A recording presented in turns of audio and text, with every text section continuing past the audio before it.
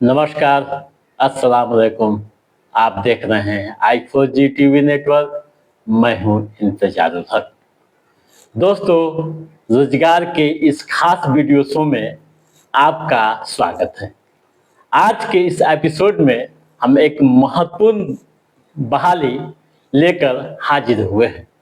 आप ध्यान से सुनिएगा और समझिएगा और उसके बाद आवेदन की प्रक्रिया को अंजाम दीजिएगा। दोस्तों, बहाली जो आई है यूपीएससी की तरफ से आई है, यानी संघ लोक सेवा आयोग ने अलग अलग मंत्रालयों के लिए भर्तियां निकाली है और इसके लिए अधिसूचना जारी कर दी है। खास बात यह है कि इस बहाली में कोई परीक्षा नहीं होने वाली है, सीधे साक्षात्कार होगा और फिर आपकी बहाली होगी। जारी अधिसूचना के अनुसार रक्षा मंत्रालय, कृषि एवं किसान कल्याण मंत्रालय, विधि व न्याय मंत्रालय के लिए यह बहाली निकाली गई है।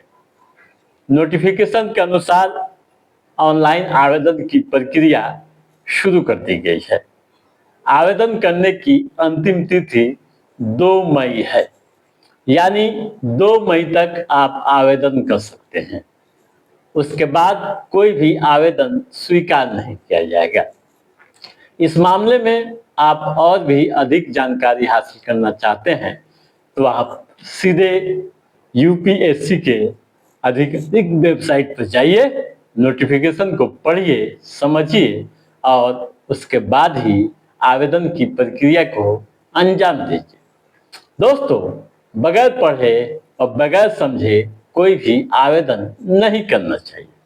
वेबसाइट जो है आप नोट कर लीजिए, www.upsconline.gov.in। ठीक है। अब आइए ये समझें किस पदों के लिए ये बहालियां निकली है। दोस्तों, नोटिफिकेशन के अनुसार यहाँ system analyst, deputy controller of explosive, assistant engineer समेत कई तरह के पद यहाँ रिक्त हैं। सिस्टम एनालिस्ट की बहाली एग्रीकल्चर यानी कृषि विभाग में होनी है। उसी तरह से डिप्टी कंट्रोलर ऑफ एक्सप्लोसिव की बहाली आपको पेट्रोलियम और विस्फोटक सुरक्षा संगठन में होनी है। इसी तरह से असिस्टेंट इंजीनियर की बहाली रक्षा मंत्रालय में होनी है। ज्वाइंट असिस्टेंट डायरेक्टर की बहाली गृह मंत्रालय, पुलिस, वायरलेस में की जानी है। उसी तरह से असिस्टेंट लेजिस्लेटिव काउंसिल की बहाली विधि न्याय मंत्रालय में की जानी है। ठीक है।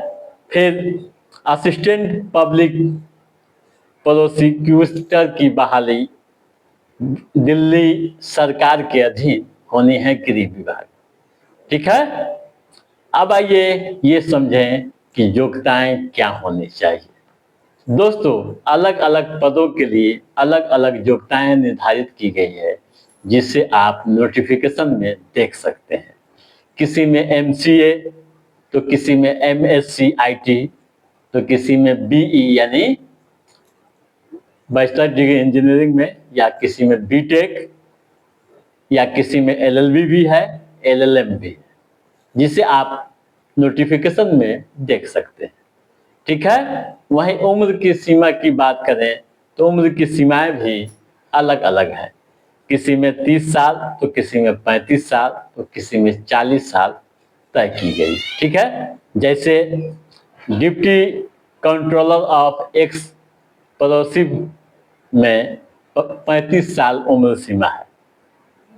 उसी तरह से असिस्टेंट इंजीनियर के लिए 30 साल है अधिकतम।